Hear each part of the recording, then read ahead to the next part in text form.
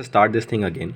So we have divided mediastinum into two parts for our own convenience: superior mediastinum, inferior mediastinum. Inferior mediastinum has been further divided into anterior, posterior, anterior, middle, and posterior. First of all, let us talk about the superior mediastinum. So the anterior boundary will be, the manubrium. The posterior boundary is formed by the T1, T2, T3, T4 vertebra. Okay, and the inferior boundary is basically formed by an imaginary line extending from the manubrium sterni to the T4 vertebra. You can see clearly in this diagram.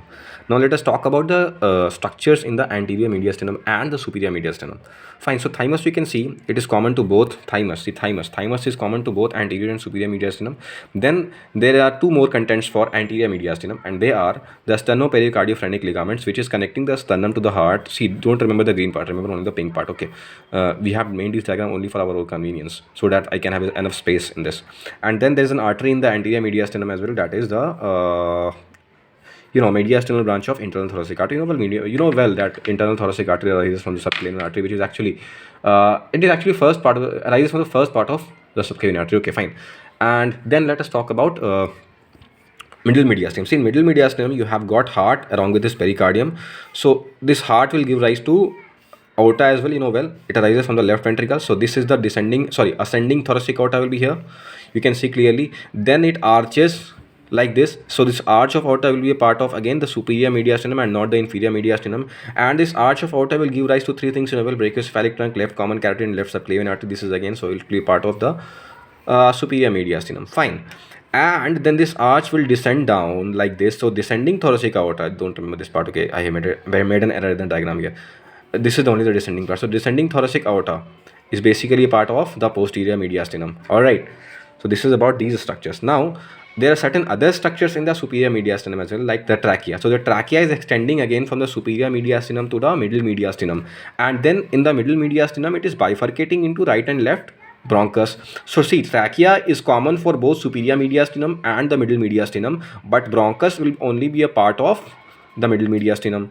Then we have got certain vessels. What vessels are? Pericardiophrenix vessels. So pericardiophrenix vessels, you can see both the pericardiophrenix artery and vessels. So they will be walking or running along with, they will be going along with the phrenic nerve. So they will be supplying the pericardium, basically pericardiophrenix vessels. That means artery and the vein both. Fine. So we have talked about these structures. Now two more structures. Which structures? Phrenic nerves, the right and the left phrenic nerves. You can see the right and the left phrenic nerves. What is the sensory supply? That it supplies the serous pericardium, the fibrous pericardium, and the diaphragm as well. So it is supplying the serous and the fibrous pericardium, and then going to supply the diaphragm as well, both the right and left phrenic nerve. All right. We have talked about these structures. So anterior mediastinum has been done.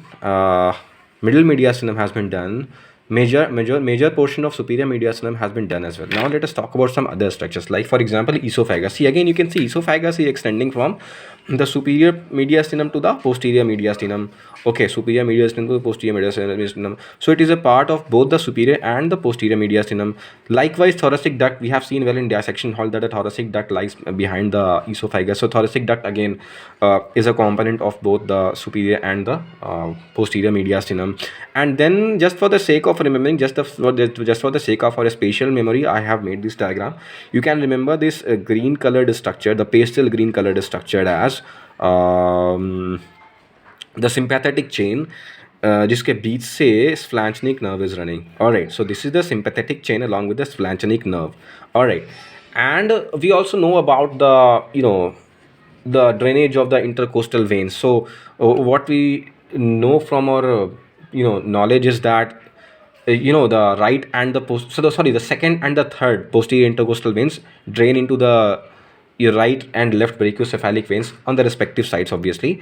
So this one is the right brachicephalic vein and this one is the left brachicephalic vein. We know well that the left brachicephalic vein again drains into the right brachicephalic vein. So this right brachicephalic and left brachicephalic vein combines and this forms the azygous vein, and this azygous vein is again a part of only the posterior mediastinum. You can see that it is starting only at the level of posterior mediastinum. So azygous vein is a part of the posterior mediastinum. Fine.